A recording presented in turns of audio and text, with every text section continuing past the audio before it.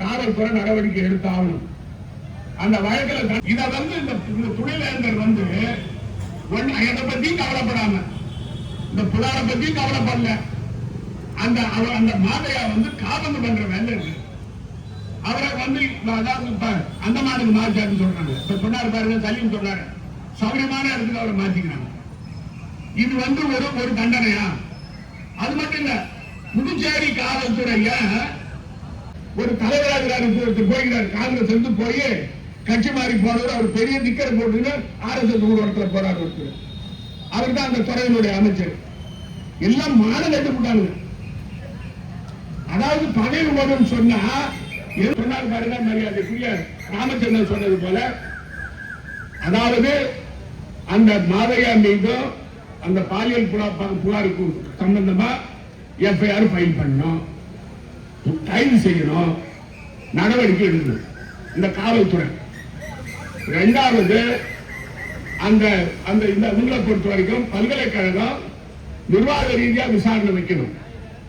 மூணாவது, இவங்க காவல்துறையை பொறுத்த வரைக்கும் காவல்துறையானது பாரபட்சம் இல்லாம செயல்படணும். ஒரு குழு இருக்குது, பாலியல் பலாத்காரனா புகார் கொடுத்தாலும் நடவடிக்கை எடுக்கணும். அந்த குழு தூங்குது இந்த பல்கலைக்கழகத்தில். இப்படிப்பட்ட அமைப்புகள் இருக்கின்றன. ரெக்டர் என்று அவர் புரோ சான்சலர் கிடையாது, ரெக்டர் இவரு. இந்த நம்முடைய துணைநிலை ஆளுநர் இப்ப சொன்னாரு, மரியாதைக்குரிய எதிர்கட்சி தலைவர் சொன்னது போல, அது RSS அலுவலகம் ஆகி போச்சு. அவங்களை தான் சந்திப்பேன்.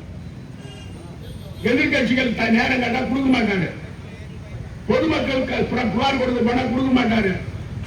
அவர் வேலை என்னன்னு சொன்னா, இப்ப NR காங்கிரஸ் பலவீனப்படுத்தி பாஜகவை புதுச்சேரியில உருவாக்கணும்னு பாக்குறாரு. அது அவருடைய வேலை. அதாவது நம்ம புதுச்சேரி மாநில முதலமைச்சர் 14 நாள் ஒரு மாணவ இருக்காங்க. அந்த ஆளுக்கு அறிவும் கிடையாது, ஒண்ணும் கிடையாது. அவருக்கு என்ன வேணும்? நாற்காலி வேணும். ஒட்டு மொத்தமா அந்த முதலமைச்சர் நாற்காலியை வச்சுக்கிட்டு நீங்க எது வேணாலும் செய்ய, நான் அதை பத்தி கவலைப்பட மாட்டேன்.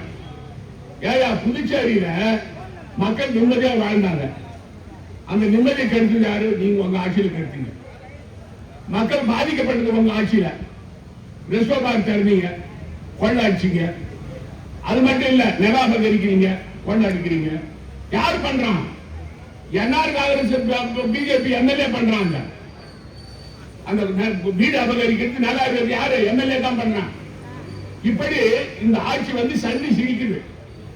இப்ப சொன்னாரு, ராமச்சந்திரன் அவர் சொன்னாரு, நானும் சிவசாமி பேசும்போது சொன்னார், நம்முடைய போராட்டம் தொடர் போராட்டமாக இருக்க வேண்டும்.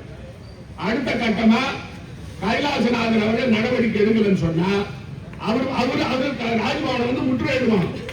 இது மாணவர்களுடைய பிரச்சனை. இதை நம்ம விட்டான்னு சொன்னா இந்த பல்கலைக்கழகத்துல எந்த நோக்கத்துக்காக இந்த பல்கலைக்கழகத்தை நம்ம கொண்டு வந்தோமோ அது முழுமையும் திவாலாகி போயிடும். பல்கலைக்கழகத்தில் படிக்கிற பிள்ளைங்களுக்கு ஒழுக்கம் இல்லாத நிலைமை உருவாக்கினாங்க. இந்த பேராசிரியர் நடக்கிறது தான் நடக்கும், இந்த துணைவேந்தர் நடக்க சொல்றது தான் நடக்கும். துணைவேந்தர் என்ன தனி ராஜ்யம் நடத்துறாங்க? இவரு ஒரு அரசு ஊழியர் தான். இவருக்கும் பல மக்களுடைய பிரச்சனையை கேட்டு, மாணவருடைய பிரச்சனையை கேட்டு செய்யறதுக்கான கடமை அவருக்கு இருக்கு. அவர் தட்டி கழிக்க முடியாது. அவர் சொன்னா நான் விசாரணை வைக்கிறேன். அதாவது இது போன்ற பாலியல் தொல்லை சம்பந்தமான வழக்குகளை 24 மணி நேரத்தில் விசாரணை ஆரம்பிக்கணும். ஏன் அந்த துணைவேந்தர் செய்யலன்னா அவர் RSS இயக்கத்தை சேர்ந்தவர், சங்கி இயக்கத்தை சேர்ந்தவர்.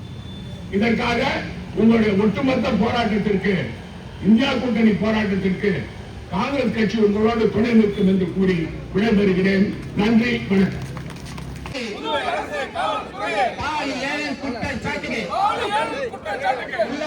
பேராசிரியர் மீது உடனடியாக FIR பதிவு செய்து நடத்திடு பாதுகாப்பு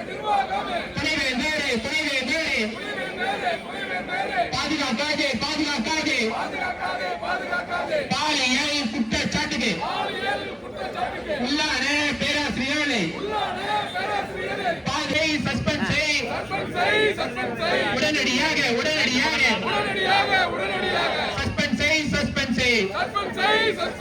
புதுவை அரசு அமைதியாக போராடிய மாணவர் மீது போடப்பட்ட பொய் வழக்கை திரும்ப பெறு என்று சொல்லி போராட்டம் இந்தியா கூட்டணி கட்சிகள் சார்பில் போராட்டம் கண்டிக்கின்றோம்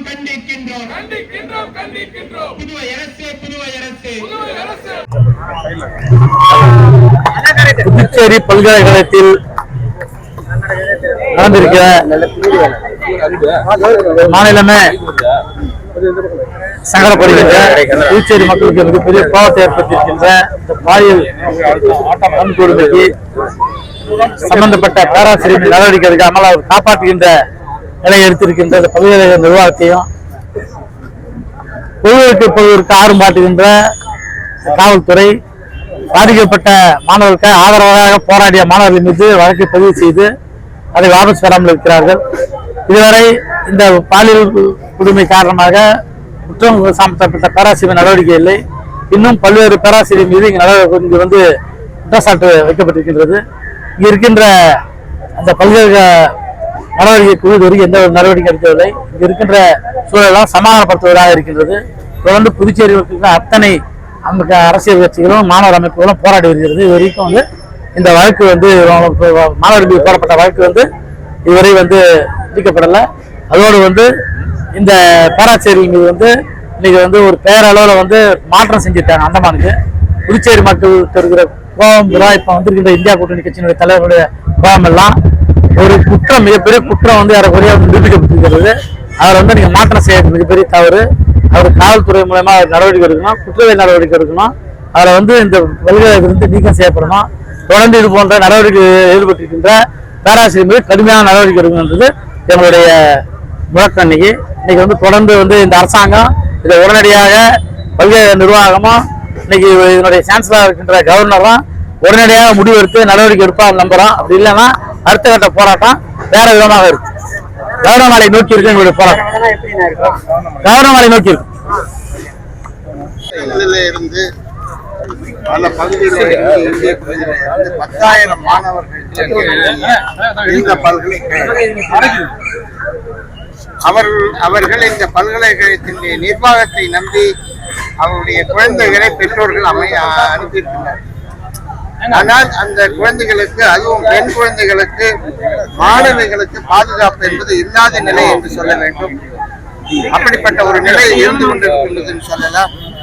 குறிப்பாக இந்த பகுதியில் இருக்கக்கூடிய, புதுவை பகுதியில் இருக்கக்கூடிய பேராசிரியர்கள், ஆசிரியர்கள், இவர்கள் மீது அந்த பாலியல் சீண்டல் செய்த அந்த ஆசிரியர்கள் மீது நடவடிக்கை எடுக்கிறார். இவங்க என்ன சொல்றாங்கன்னா, சஸ்பெண்ட் பண்ணிட்டோம், டிரான்ஸ்ஃபர் பண்ணிட்டோம் அப்படின்னு சொல்றாங்க. சஸ்பென்ஷனும் டிரான்ஸ்ஃபரும் ஒரு பனிஷ்மெண்டே கிடையாது. ரெண்டாவது வந்து பாத்தீங்கன்னா, சஸ்பெண்ட் ஆனவரை 3 வருஷம் கழிச்சு திருப்பி இதே இதுல காலேஜ்ல சேர்த்திருக்காரு, அவர் பேர்ல அந்த குற்றச்சாட்டு வந்திருக்கு. இரண்டாவது முறையா முதல்ல சஸ்பெண்ட் ஆனவர், நடவடிக்கை எடுக்கப்பட்டவர் மறுபடியும் இந்த பல்கலைக்கழகத்துல சேர்ந்து அவர்கள் மீதும் இன்றைய தினம் குற்றச்சாட்டு வந்திருக்கு. அந்த குற்றச்சாட்டுக்கு இந்த அரசாங்கம் என்ன நடவடிக்கை எடுக்குதுன்னு தெரியல. நாங்கெல்லாம் என்ன கேட்கிறோம்னு கேட்டா, ஒரு பாலியல் சீண்டல் என்று வந்தால் அது ஒரு கிரிமினல் குற்றம் என்று சொல்ல வேண்டும். அந்த கிரிமினல் குற்றத்திற்கு உண்டான நடவடிக்கை ஏன் இந்த அரசாங்கம் எடுக்கவில்லை என்பதுதான் கேள்வி. இப்ப வந்து மெயினா என்ன சொல்றாங்க, அதை வந்து எஃப்ஐஆர் போறதுக்கு வந்து ஒரு இது கொடுக்கணும், புகார் கொடுக்கணும் அப்படின்னு. புகார் பெண்கள் எப்படி கொடுக்க முடியும்? பப்ளிக் கம்பெனில கொடுக்குறாங்க, அதன் மீதுதான் அவங்க விசாரணை செய்யணும். ஆனா அந்த விசாரணையே செய்யாம போலீஸ் என்ன சொல்றாங்க, எங்களுக்கு வந்து அப்ளிகேஷன் கொடுக்க சொல்லுங்க, ஒரு புகார் கொடுக்க சொல்லுங்கன்னு. புகார் கொடுக்கவே வேண்டியதில்லை. நான் என்ன சொல்றேன், கொலை பண்ணிட்டு போயிடுறான், புகார் நீங்க தேடிட்டு இருக்கீங்க, உடனே அந்த புகார் எஃப்ஐஆர் போடுறீங்கல்ல, விசாரிக்கிறீங்கல்ல, அந்த மாதிரி தான் இதை விசாரிக்கணும். இந்த விசாரிச்சு அந்த யார் மீது குற்றச்சாட்டு சொல்கின்றார்களோ அவர்கள் மீது கிரிமினல் சட்டத்திலே அவர்கள் மீது வழக்கினை பதிவு செய்ய வேண்டும், அவர்கள் மீது நடவடிக்கை எடுக்கணும். நீங்க உங்களுக்கு நல்லா தெரியும், பாண்டிச்சேரி போலீஸ் மேலேயே போலீஸ் வந்து வழக்கு தொடர்ந்தாங்க, அவங்களை சஸ்பெண்ட் பண்ணாங்க, டெர்மினேட் பண்ணாங்க. அப்படி இருக்கக்கூடிய நிர்வாகம் இன்றைய தினம் வந்து பாத்தீங்கன்னா, இங்க இருக்கக்கூடிய அந்த புகாரை எடுக்காம இருக்கிறாங்க. ஒரு வேதனையா இருக்கு. இந்த மாணவர்களுக்கு யார் பாதுகாப்பு?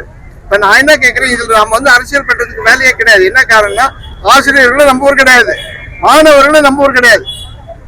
ஆனா நம்மளை நம்பி புதுவை மக்களை நம்பி அந்த ஆசிரியர்களும் அங்க இருக்கக்கூடிய மாணவர்களும் மாணவிகளும் வந்திருக்கிறாங்க. அவங்களுக்கு பாதுகாப்பு தர வேண்டிய நம்மளுடைய கடமை. அந்த கடமையை இந்த அரசாங்கம் செய்ய மறுக்கின்றது. அதன் காரணமாகத்தான் உடனடியாக இந்த அரசாங்கம் நடவடிக்கை எடுக்க வேண்டும் என்று கூறி, அதுவும் குறிப்பா நடவடிக்கை என்னன்னா அந்த பேராசிரியர்கள் மீது உடனடியாக எஃப்ஐஆர் போட்டு அவர்களை கைது செய்ய வேண்டும். இதுதான் எங்களுடைய முக்கியமான கோரிக்கை.